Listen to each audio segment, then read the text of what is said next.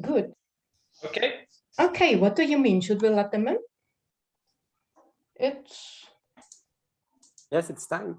It's time. Yeah, okay. It's time. I will let them all in. Okay. It takes a while anyway. Mm-hmm.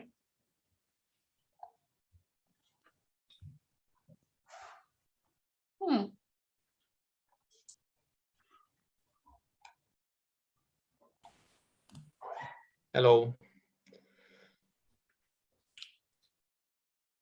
Hello, everybody. Hello. Hi, everybody. Hi. Hi.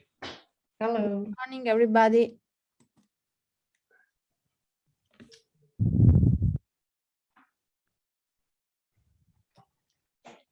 Hello.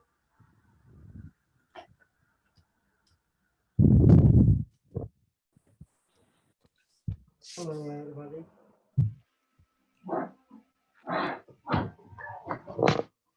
Hello.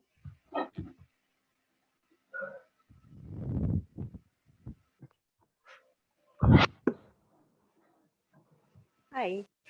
Hi.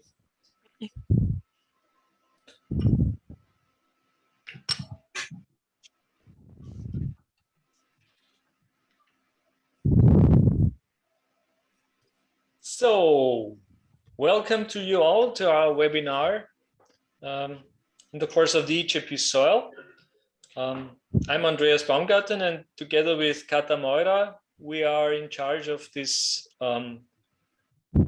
task of the work package 7, where we want to enhance the exchange of researchers and laboratory experts between the labs, not only for the EJP SOIL partners, but also for external partners.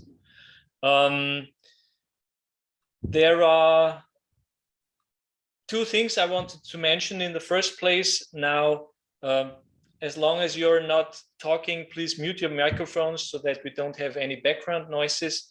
And I hope it's okay for everybody that we are recording this webinar so that later on it's possible for you to have a look once again at one or the other presentation that we have. So what we are going to hear today is, first of all, a report of Tommy and Guillaume with respect to task 7.3, which is in charge of listing all the long-term experimental sites that are available at the moment. So they will give a short overview. Then Katarina Moira will present the procedure that is intended to apply for these additional funding possibilities that we have within our task. Then Line is going to explain how this can go on with respect to the application form on the internet. And then finally, Božena and Maria will explain the parallel system in task 5.4 and the connection especially to the work package 6, which is very close to our two tasks. So this is the program, and afterwards, of course, we have the possibility for you to ask questions. We would like, as we are a large number of persons here, we would ask you to put your questions in the chat, and we will try to work through all the questions that you have according to what we read in the chat. So before we really start with the program, I hand over to Eva. She has some additional technical explanations. Yeah. Yes, just very briefly, I know that we all meanwhile are experts in Zoom meetings, but in case if you want to hide all persons without video screens, so you just have to press on the top right corner, the 3 dots, then you can click on hide non-video participants, so you just have the speakers on your screen. And another thing is that it's possible to switch between speaker or gallery view. That means speaker, you have one big picture of the speaker and all the others with videos in small boxes above, or gallery view with all equal boxes. So that was all from my side. If you have any problems with Zoom, please use the chat. or you can write an email to me. I will put my email address in the chat. And yes, I will go visible, but I'm here as your support. Okay, thank you. Thanks, Eva. Okay, so now it's time to start with our presentations. Tommy, the floor is yours.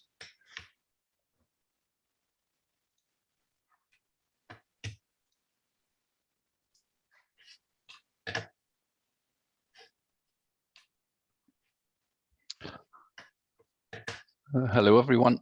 You can see my presentation, yes? Yeah. Yes, that's Yeah. fine. Okay, so as a first presentation in this webinar, I present an update on the network of European long-term field experiments. So that's mainly the task of task 7.3 in the EJP SOIL project. So we do this to get Ilvo does this together with Katja Klump from INRA. So the importance of LTEs can't be stressed enough, I think. If we have a look at the recent publication of Johnston and Poulton, we see that LTEs are very appropriate for assessing long-term sustainability and productivity of management practices. They can monitor effects of climate change. They deliver long-term data sets for mathematical models and so on. So we should do everything we can to protect existing long-term field experiments and also try to establish new ones to address current or new research issues. That's why task 7.3 came up. We have the goal to establish an easy accessible database which contains all European LTEs. And in that database, we want to provide the metadata. So not the raw data of each LTE, but the metadata. And why do we want to do that? Because we want to increase visibility. And also we want to encourage cooperation. And this was also further developed in task 7.4. We also intend to have an analysis or to do an analysis on the metadata. Guillaume will explain this later on. Why? Because we want to identify research gaps. So for instance, that could be one of our outcomes, that we can have suggestions for new LTEs or to address new research issues. So we made up an action plan at task 7.3 where we have 5 different steps. So in the first step, we discussed with all the partners who are presented in task 7.3 which criteria an LTE should meet to become a member of our LTE database. So we had several criteria about soil management, statistically sound, and so on. And then we also had a look at existing initiatives because we're not the first one who likes to combine all the LTEs. And also we wanted to avoid duplication as much as possible. So we had a look at CatchC, for instance, the Bonaras database, and so on, to see whether cooperation was possible, or also we didn't have to start from scratch if we had a look at those existing initiatives. In the second step, within task 7.3, each national representative that was represented in task 7.3 had a look at his own country and listed all the LTEs that are currently running. And with writing down the LTEs, we also wanted to know the contact person, so for each LTE. So when we finalized that list, we ended up with 453 LTEs from 20 countries across Europe. And so that was just a list with very brief, what was the name of the LTE, what is the contact person, what is the topic. And with that list, we wanted to proceed in our task 7.3. Also, this list and the contact details were used by Kata to contact them whether they wanted to become a member of the research infrastructure of EJP SOIL, but Kata will explain more about this later. So then in the third step, we wanted to gather all the metadata from this LTEs by developing an Excel template, but that Guillaume will explain in more detail.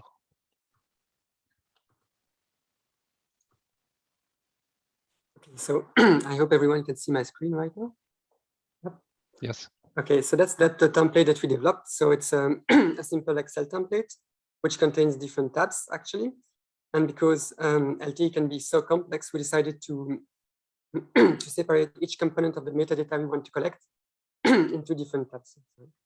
So for instance, we have a tab when you have the metadata about the experiments, when we ask the experiment name, some latitude, longitude, the country, and some other metadata. Then you have one where you can put the reference, the papers that have been linked to this experiment. You have another type when you have the soil types that can be defined. You can also have the different treatments because you want to go at quite enough details. So to just, we're going to specify what each treatment is composed of in terms of tillage, in terms of cover crops, or crops in general. If you have a main crop, if you have intercropping. We tried as well in these templates to specify if you have rotations. And we try to use as much as possible, like you see here, drop-down lists, just to avoid that people write, the same word, but 10 different times in different spellings and so on. So we tried to make it as controlled as possible. We also collect metadata on the amendments. We have a list here of different type of amendments, organic or non-organic amendments, or liming as well. We have that can be used. Also, we have collection of metadata for irrigation, pest and weed control, and also for the grazing. Don't want to go into too much details. Maybe some of you have already seen this template before. One thing we also collect, so this is all about the defining what metadata on the treatments. We also collect additional metadata on the measurements. So here in the measurements tab, we just want to see what has been measured on the experiment, if your yield has been measured, if the total organic carbon has been measured, and so on, and at which frequency. And so with all these different templates, basically the national representative has a list of templates that they send to the LT owners. We're gonna pull them all together into a large database of metadata. And then afterwards, and this is the next step, we plan to visualize this database to make it available to everyone. And one of the options is actually to have some collaboration with the Bonares project to do something similar, in which you could see in an interactive map like this one, the different LTEs. So here, for instance, you can just click on the dots and you have information about one LTE, for instance, one LTE site. And then if you want more details on the experiment, you can click on the link. And then you have the full page when you have additional more details metadata about what has been researched, type of soil information, type of soil, and so on. So that's really the aim. So we have all these templates. We bring them back into one big metadata that we can make available using an interactive map online. And then, as Tommy said before, so one thing we also want to do is to actually analyze the database for metadata, just to look for the knowledge gaps. And so this is still a work in progress because we don't have a lot of complete template just right now, so it's still in progress. But I've already done a few graphs with the metadata that we have collected so far. So it's actually on a very small amount, so you cannot take it as statistically significant results, let's say, representative. But from it, so these are I think you have 6 LTs that I got so far in the data sets. We can just analyze what treatments, what kind of factors they've been changing in the experiment. So for instance, one experiment here, they have lots of different factors that have been changing between the treatments. We can also analyze the fact that they use either conventional or more organic farming. And you can see for now, the organic farming is still relatively low. So that could be a knowledge gap. The type of land use. So we have mainly, arable land experiment, very few on the pastures or on the fallow. When it was started, the kind of different soil types, and that can be quite important because, different soil types, they can have, the practice will have different impact on different soil types. So that could be quite a nice one actually to think about it. And so I'm not gonna go through all the graphs here because we have a few. But that's just to summarize a little bit what we plan to do afterwards as well when we have the complete database. That's it from me. Okay, thanks Tommy and Guillaume for this presentation. Are there any immediate questions from your side? I don't see any on the chat yet. Okay, so lots of informations. And well, you can still think of having other questions for the chat. And meanwhile, Kata is going to present you what we now plan to do in our task 7.4 to enhance the exchange so that you can visit all these wonderful experiments. Kata. Exactly. Thanks a lot, Andreas. Yeah, and you mentioned already, I mean, this is our aim, to make these sites accessible for research and non-research stuff, basically. So, but I would like to go back first a bit then. One of our aims in EJP SOIL is what we call, well, visiting scientists. So what we want to talk about today is actually one of the calls that has been launched today. And there is not only one call, but two calls that are launched together. And both of them have the idea of visiting scientists. And with that, we basically mean that we want to enable researchers to connect across Europe, but also non-European researchers to connect to institutions and researchers within Europe. And there are these two calls. The first one is the visiting scientist support. Božena is going to talk about that later. And the second one is the access to infrastructure, which is like the main topic today, if I can say so. So as I said, we want to enable a networking between researchers, and we also want to increase the accessibility of data and knowledge between researchers and institutions across Europe and also non-European countries. Next slide, please. Eva, can you change the slide?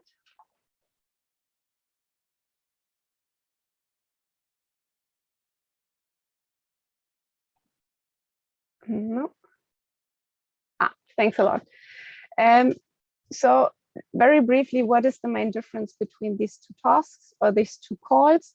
Where the first call, 5.4, mainly focuses on making it possible for researchers to travel to other institutions for networking and, for example, proposal writing, joint proposal writing, or workshops or conferences. And the second call, 7.4, aims at samples, basically, soil sampling and sample analysis. So, for example, I think I will explain that a bit better on the next slide. So, Eva, could you change to the next slide? So we basically offer visiting grants for researchers for travel and sample analysis. Thanks, exactly. So one option is to visit another laboratory. So basically bring your own soil samples to another laboratory and analyze them using a method that is not possible in your home institution, for example. And the other option is to visit another long-term experiment and sample soil that will then, well, expand or kind of upgrade your own data set. So if you, for example, want to compare different soil types under the same management, or the opposite, similar soil types under different managements in different regions. So then we actually want to enable that by financing these exchanges or these travels and samplings and analysis. And Tommy mentioned it already, there is a list of long-term field experiments and LTEs on our homepage. And this is what it looks like in the current stage. So you can see there on the left, there is, well, basically on the main page of the EJP SOIL homepage, you can see this link to the long-term field experiments and laboratories. And there you find a list of all the participating countries. So all the countries that gave feedback or filled in these questionnaires regarding laboratories and field experiments. Most of you might have been involved in that and might have been contacted by either Tommy or me or both of us with the question of more information and the agreement to be part of this call. So to host researchers. Okay, next slide, please. So the application procedure is like that. Well, one call has been launched today, but there will in total be 2 calls per year. So there will for the next years, there will be 1 call launched in September and 1 call in April. And these calls will be open for 1 month, during which you have the possibility to apply. And all the information and all the documents will be provided on the homepage. And we try to make it as simple as possible for you. So you can basically just upload all your documents in the application platform. And Lina is going to talk a bit more about that later and is going to show how this works and what it looks like. So, and as soon as your applications have come in, they will be reviewed by a supervising committee, which constitutes of different EJP SOIL members. And there the applications will be evaluated based on the scientific value of the visit, and then also the relation to the EJP SOIL, of course, mainly the aims and the scope and the expected impacts. And for that, I highly recommend to have a look at the EJP SOIL homepage and read a bit through the aims and scopes, and maybe also download the roadmap and read through the expected impacts. Exactly. So, and this is what the application template looks like. So it's really rather simple with some basic information about well, you as the applicant, then some scientific background, the purpose, of course, of the visit, and then some connections to EJP SOIL. Yeah. What we need then is a letter of invitation from the host institution. I mean, before writing this application, you should, of course, talk to the manager of the long-term experiment or the laboratory if they can host you or if they can provide the analysis that you are looking for. And they should then write a short letter, a short invitation letter stating their name, the scope of the visit, and that they agree on hosting you and helping you. So most interesting for you, maybe, what exactly is covered. So for the visits to the LTEs and the laboratories, where we can say that there is no limit regarding the duration. So there is no limit or no regulation from us how long your stays can be or are supposed to be, but we have a maximum funding of €5,000 per applicant. And with that money, you could cover costs for travel, accommodation, analysis, and equipment costs. And here it's important to say that this applies for non-consortium members, so non-EJP SOIL members. For consortium members, this looks a bit different. This is a bit more complicated due to the co-funding within the EJP SOIL project. So here, each member can claim 44% for visitors from within the EJP SOIL and 100% for external visitors. And I mean, every EJP SOIL partner has some money allocated to this specific task.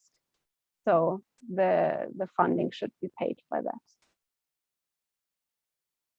And it's also important to say that equipment operation and some special costs that might arise for the host institutions are not covered for EJP SOIL members.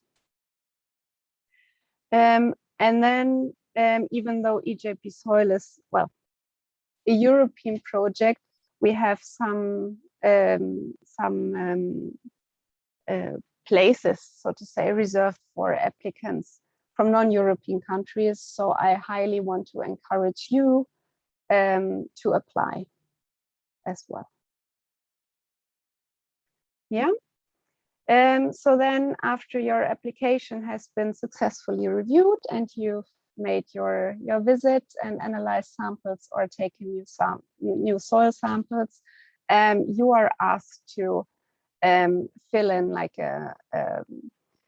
another form with some information about the duration of your visit and the costs that came up, so that we can then reimburse the costs from the project. Yeah, that was all from me. Okay. Questions? So thanks a lot, Kata.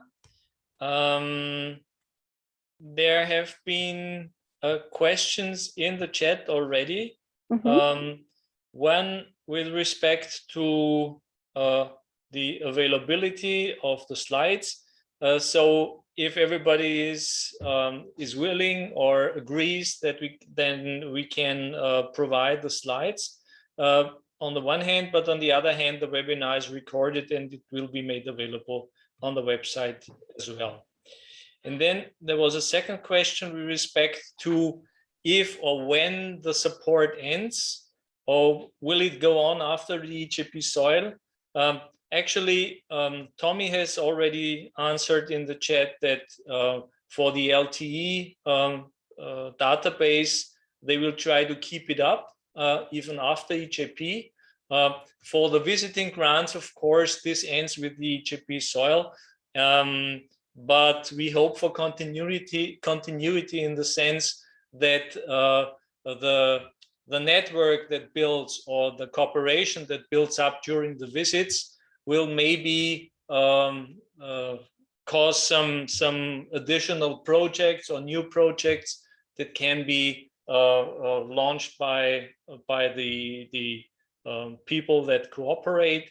So from EJP SOIL, there will be no more support, of course, as soon as it ends, but we hope that there will be relationships between the partners that will enable them to go on. And then there was one sign of Great. She wanted to ask something. Great.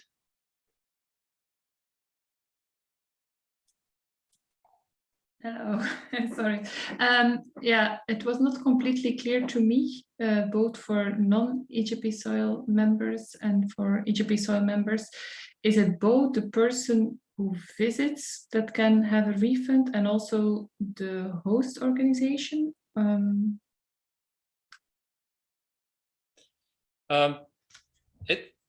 It's possible for both. It's possible for the host organization and the visiting person as well, because there are of course costs for the host organizations as well. So we intend that the visit or the application for the visit is done both from the host and the visitor together, so that we get a complete budget for the visit. And there might be some costs that are for the host, and there might be some costs that are for the visitors. So both is possible. But please keep in mind that as long as you are an EJP consortium member, the money that you get from EJP SOIL you have already, because this is part of your budget that you have allocated to the task 7.4.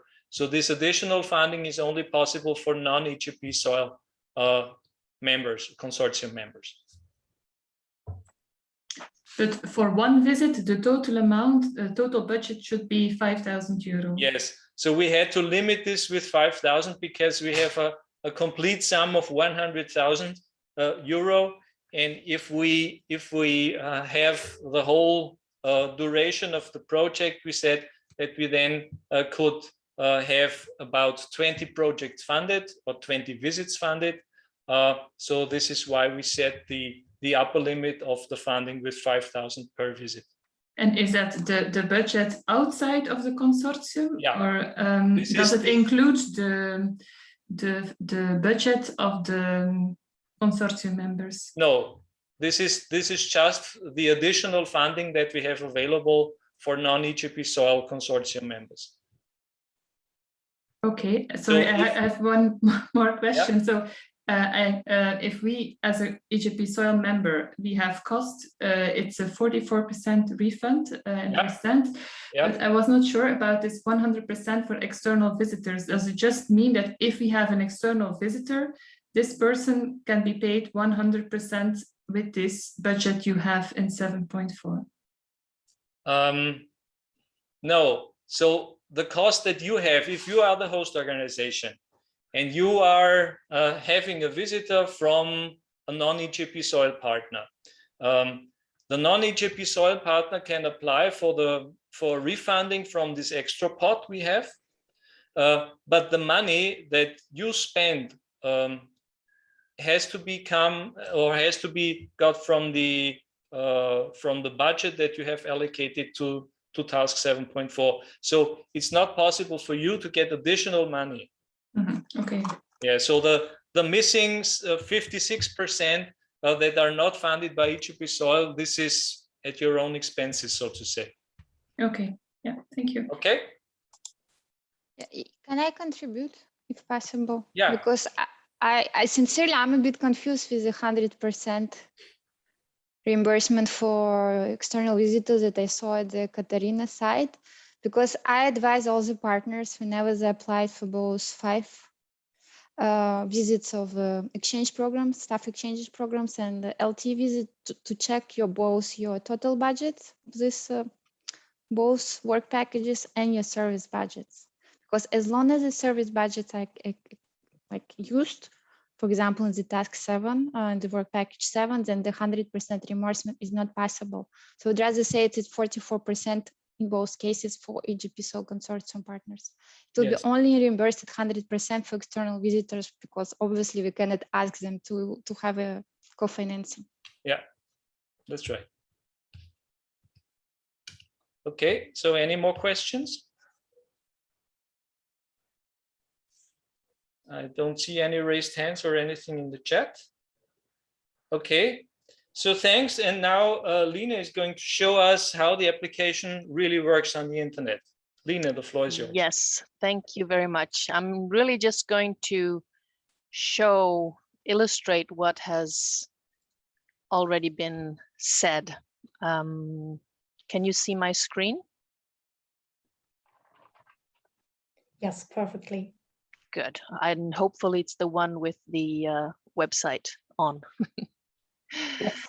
All right. I just want to show you that this is the front page of our website. And here on the left, we have the link to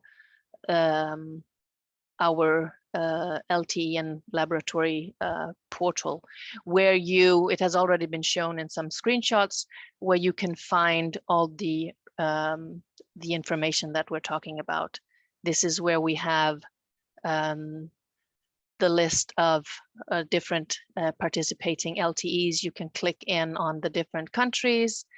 In the different countries, you can search either by or just look up site or institution or experiment name or topic. At some point, we will have the option of you can actually do an actual search for example, the surface soil name, and then it will show you all the possibilities. But we're not that advanced yet, but it will be coming up soon. So this is how it works. You can go back to the list of countries, or you can go back to the actual main site. Same thing with the participating laboratories. Here, same principle, either by university, laboratory name, contact information.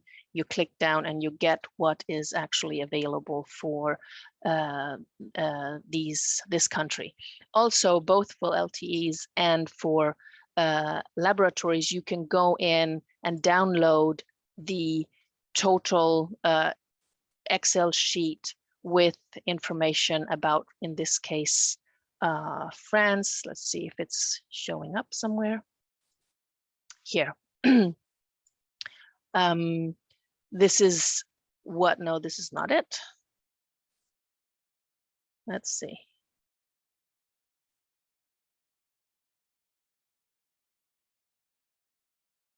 And something else is coming up here. Anyway, it should be, for every country, you should be able to go in and actually see the full Excel sheet of information.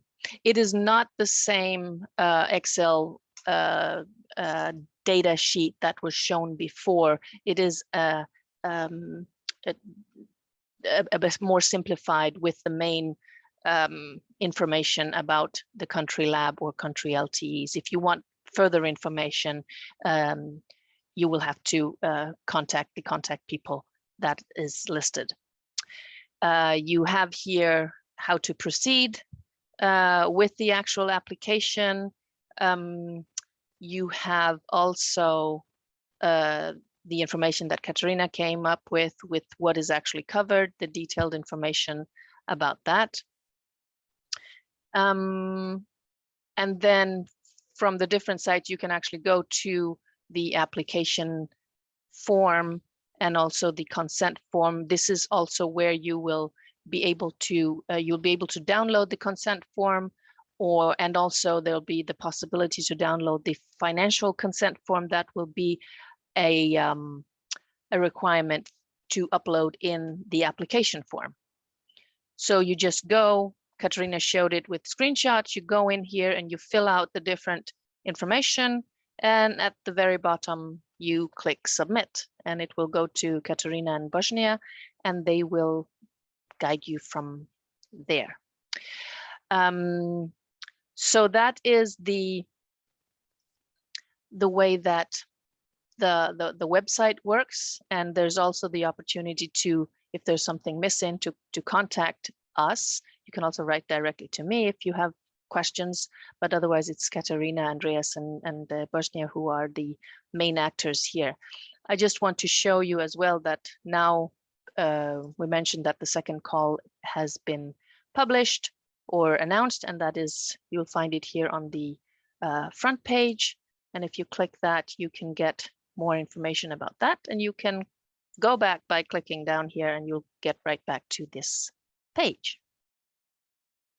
So I think that's what I wanted to show.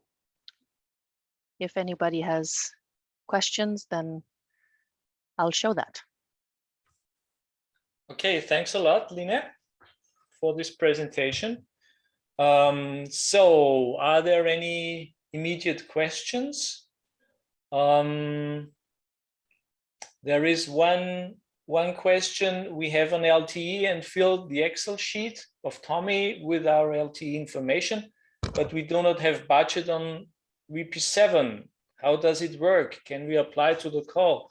Well, if you don't have a budget for the work package 7, that's really a pity, because this is the prerequisite. As long as you are a member of the EJP SOIL consortium, this is the only possibility to get money back from the project, actually. So you could think of allocating some money perhaps that you have for another work package reserved to the work package 7.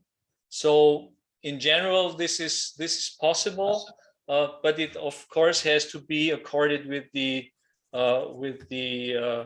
executive committee and all the bodies within EJP SOIL. But in general, if you don't have any allocated money to the work package 7, it's rather hard to get money out from there.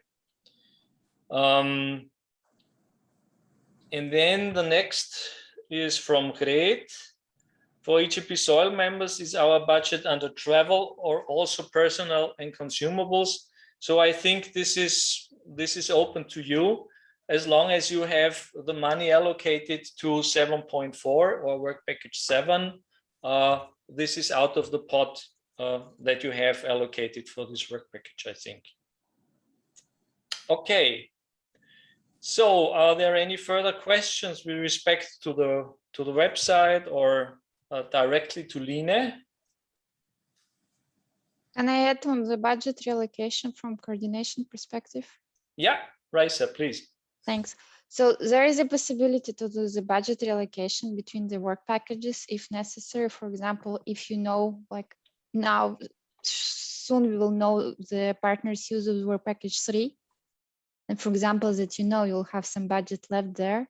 So you can come back to coordination, indicate that there are like some relocations to be done, but it has to be done before the call is announced. So you cannot apply for the 7.4 call if there is no budget, unfortunately. You'll not be selected and your application will not be approved. So this needs to be done. So I would suggest all the participants that would like to apply for the call to aim for the next call and do the reallocation before that.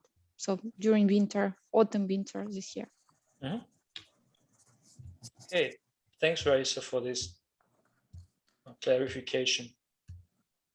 Okay, so if there are no further questions, yeah, there is one further question. As an external visitor, can I consider into account other activities as goals and not only soil sampling? Of course you can, as long as there is any connection to the goals that we have in EJP SOIL, it's possible. So it's especially not only soil sampling, but also knowledge exchange or trying out several new experiments or equipment that is available at the Ltes or at the laboratory sites. So it's not only soil sampling, but it's everything that the visit could cover. Okay. So if there are no further questions, I then hand over to Božena and Maria to tell a little bit about the second possibility of the visit and the connections to the work package 6. Božena.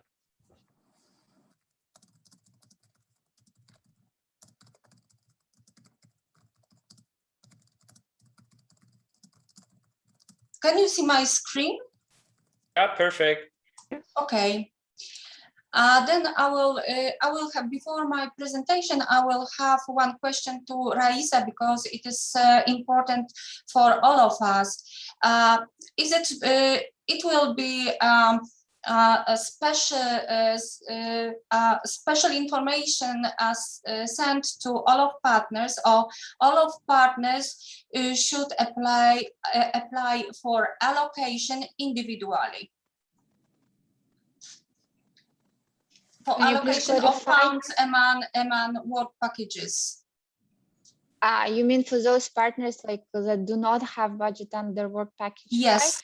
yes. Normally it's done on partner per partner basis in direct communication with the national coordinator. Okay. Or it can be done by the work package 5 leadership if you coordinated previously with the coordinators, but then we'll have again to double check those involved partners' budget. So both ways are possible. So I think we need to discuss between each other how you would like. Okay. Then it is possible to relocate costs among work packages. It is very important for us because some of us have planned visits and so on. I will start my presentation because between task 5.4 and 7.4 are some differences, but also a lot of similarities. The first difference between our task is that in task 7.4, we would like to benefit researchers at all of levels of scientific career, but also technical experts working only in EJP SOIL consortium. So this is the difference, that we have our funds allocated to work package 5, and but work package 7 has funds allocated to EJP SOIL partners, but also extra money for non-EJP SOIL partners. But very important also for information for people applying for funds from task 5.4 is that those visits,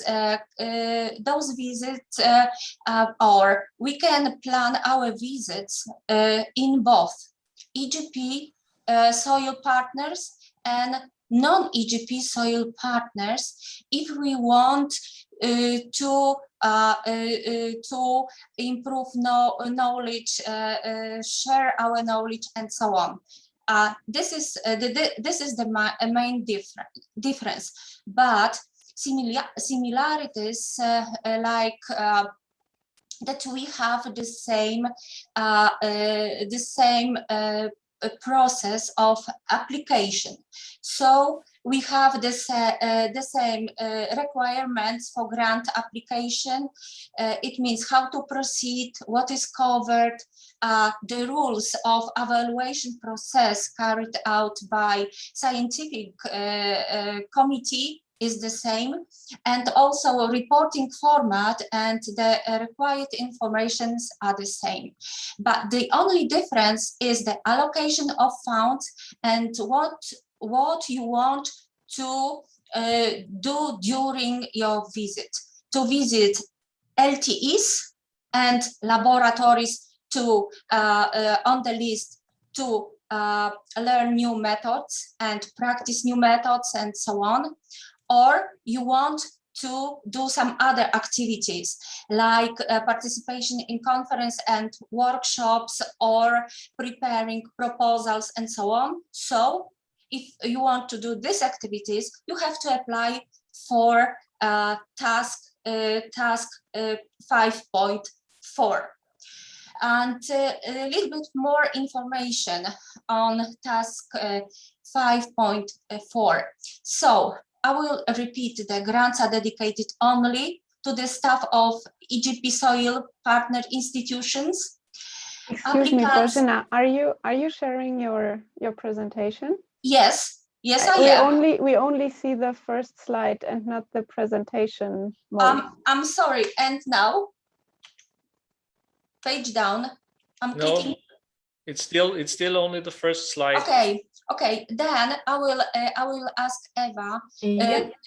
I will stop to share the screen, and maybe Eva will share the presentation, and we'll see more details. Yeah. I wasn't sure if this was the intro or the presentation already. I will share it right now. Sometimes it can happen that slides don't move.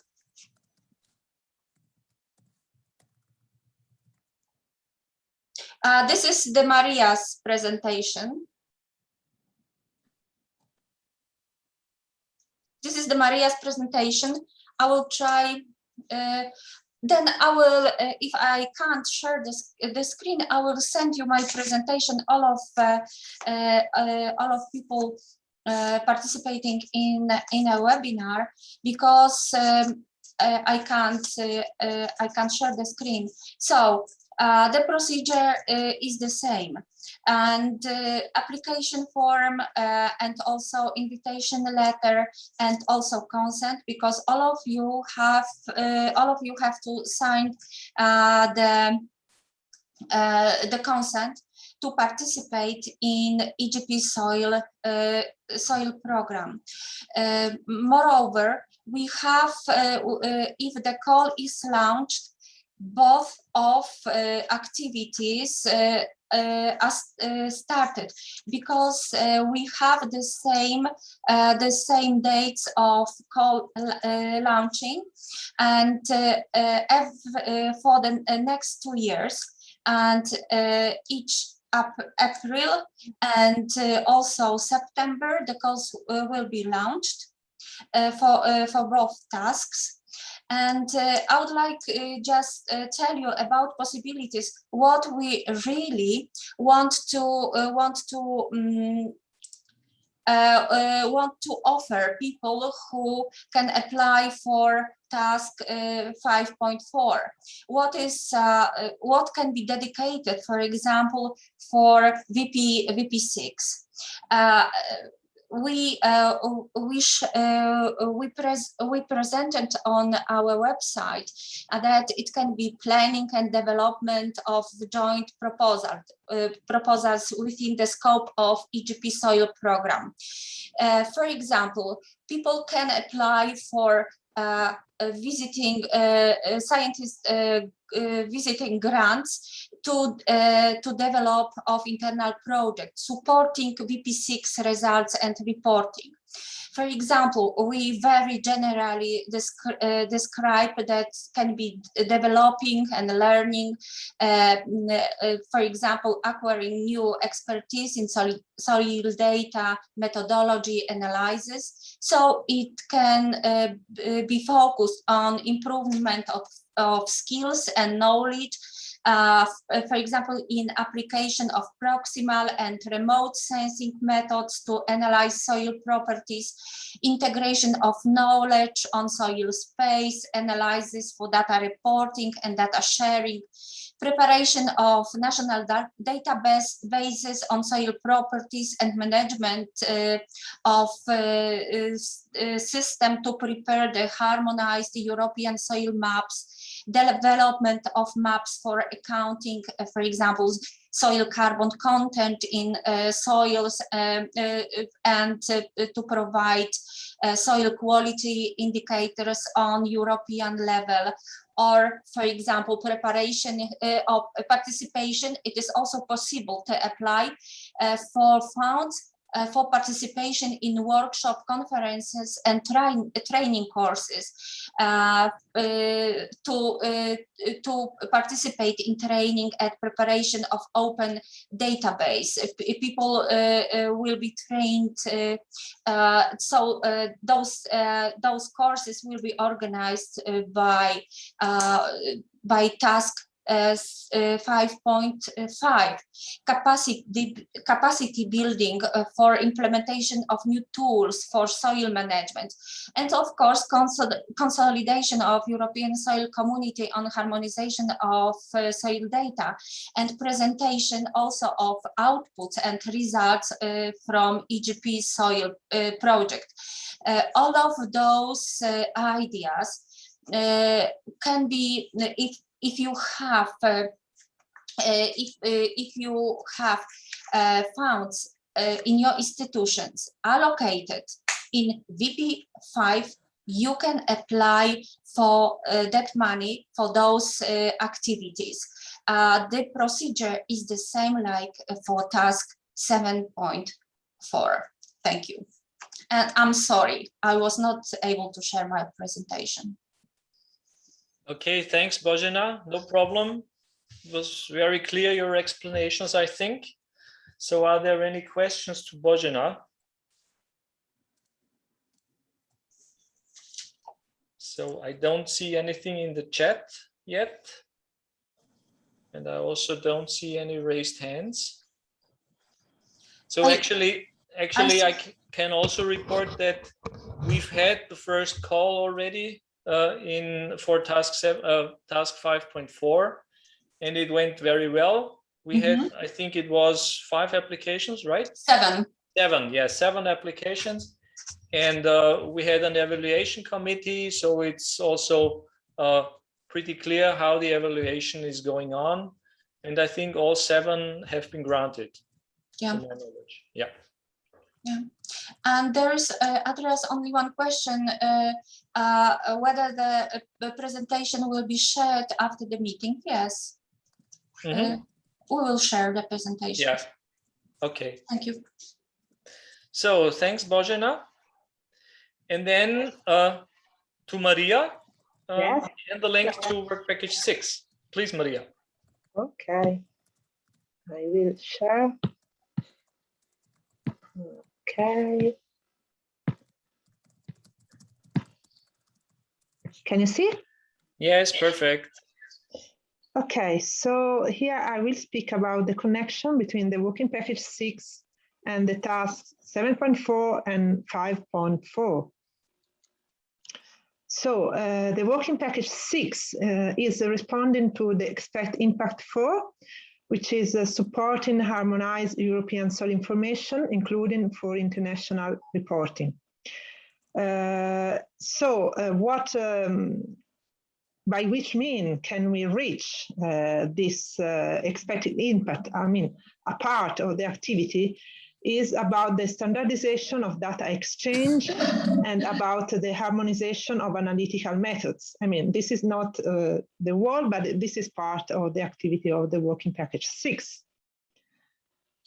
About the standard soil data exchange, I think that this is ongoing, and what you have seen, which has been reported previously, I mean, the template for data exchange on the long-term experiment is an example of how is ongoing this standard exchange. I mean, what has been produced up to now, mainly by the working package 7, also in collaboration with the internal project, are this kind of templates where standard code lists and standard definition for type of analysis and so on, and soil management and so on, has been put in a common template, so to have standard exchange.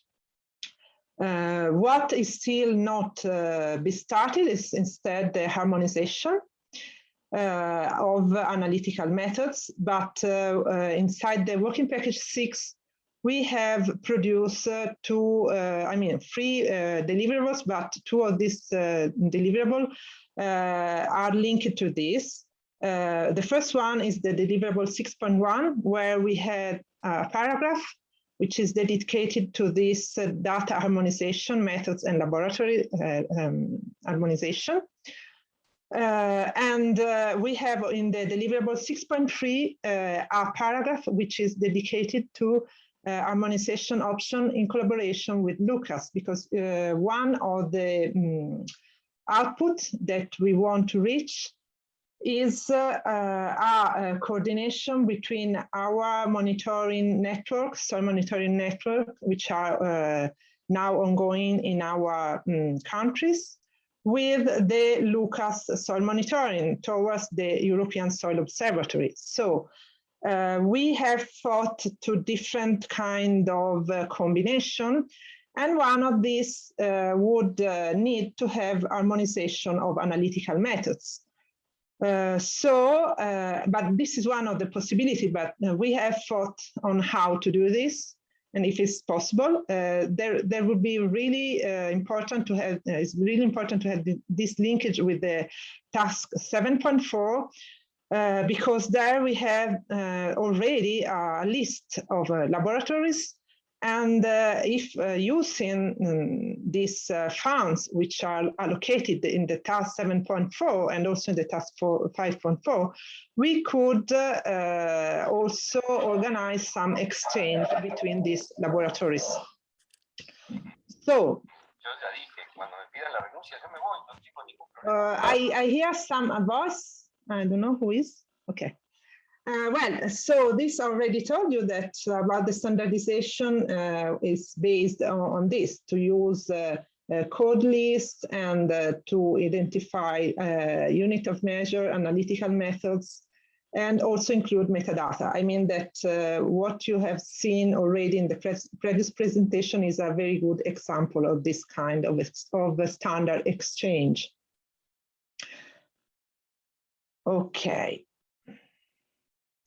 Okay, what I present you is what we have in the budget or the working package 6, which is now in the annual working plan 3, which is currently dedicated to consumables and with the item of harmonized soil information and reporting. So we have thought that this budget could be used, if the institutions are willing to do this, to organize some kind of analysis of common samples, because we have the offer from Lucas to have a double sampling in the Lucas point, where they will have their sampling activity, which is in 2022.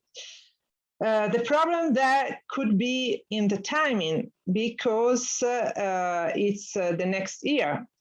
But yes, I think that we should be consulting in between us, the working package 7 and the 6, and look if this is feasible. And I can tell you that we are currently speaking to, we will have some meeting also with JRC to find which is the proper way to do this, because this harmonization of methods means to have some transfer function, harmonization function, and we are thinking if this is the best way to do. But yes, this is one of the possibilities that we have put in our deliverable, which is the 6.3. Which is not public now, but we have just delivered in July. But we are going to share I think quite soon, because we are currently revising this deliverable together with JRC, which is the main counterpart of this deliverable. So I think that will be available right soon in a few months. Well, this was the last one, because yes, I also like to interact with our colleagues of the working package 7, and also because I know that Andreas is inside this network of laboratories from FAO. So this activity of networking of laboratories and exchange of samples and doing this harmonization of analysis is very crucial for the working package 6. So it's very needed to have a coordination of this kind of activity between us, the working package 6 and the 7. That's all by my side. Hopefully it's useful. Okay, thanks a lot, Maria. Are there any questions? I have just a slight comment to your last slide, because you were talking about the possibility to analyze the Lucas samples that are taken or will be taken in 2022. So we actually did this exercise for Austria the last time. We had a national project, and we managed it in the way that the people that were sampling the soils simply divided the samples, and one half of the sample went to the Lucas laboratory and the second part of the sample went to our laboratory. And we did the analysis, and we had a short presentation during the last EuroSoil conference, and I can only say it's worthwhile. So if we had this possibility that you showed, that we could use some of the budget from work package 3, work package 6 for these consumables, for this analysis, I really would appreciate if many of the countries would do so. So this was just a slight comment from my side. So are there any more questions from your side? Yes, I would also add that we can do such kind of double sampling, and double analysis also outside this collaboration with Lucas. this is just, if we are willing, I think these are very useful because we are planning to have a common mapping between our countries. So to have, because we are using different methods, this is something that would be needed. Yep. So yeah, we can also think to do this outside this collaboration with Lucas. Okay. So, are there any more questions or remarks? I don't see anything in the chat or raised hands. So if there are no more questions, I would really like to encourage you to use the possibility for these exchange programs. I think we have made clear what are the criteria to choose either the 5.4 or the 7.4. And especially for the non-EJP partners, the 7.4 offers the possibility to get some money refunded. And the main aim is, of course, to build the networks between the scientists and between the laboratories. And hopefully this connection will be able to last even after the end of the EJP SOIL. So this is also one aim of the EJP SOIL, to establish these networks and let these networks go on further. Okay, so if there is nothing else to be asked or to be said, I thank you very much for your participation, and we all are looking forward for your proposals and for your applications for our visiting program. And well, I thank you all for participating, and I hope we are soon busy with a lot of applications for our visiting grants. So thanks a lot from my side, and thanks also to Eva for organizing this webinar. Thanks a lot, and bye-bye. Thanks a lot. Thanks a lot. Bye. Bye, everyone.